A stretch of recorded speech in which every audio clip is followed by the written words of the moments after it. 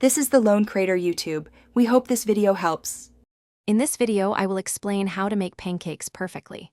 First, gather all your ingredients, ensuring they are fresh.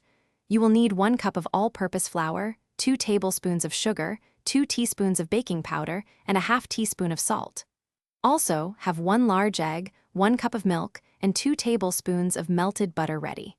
Having everything measured out beforehand makes the process much smoother and more enjoyable. Now let's mix the batter.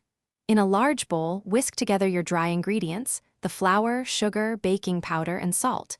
In a separate bowl, lightly beat the egg, then whisk in the milk and melted butter. Pour the wet mixture into the dry ingredients. Stir gently until just combined. Overmixing develops gluten, leading to tough pancakes. A few small lumps are actually a good sign. Time to cook. Preheat your griddle or non-stick pan over medium-low heat. A temperature of around 375 degrees Fahrenheit is ideal. Lightly grease the surface.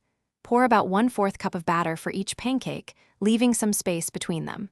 Cook for 2 to 3 minutes, or until you see bubbles forming on the surface and the edges look set.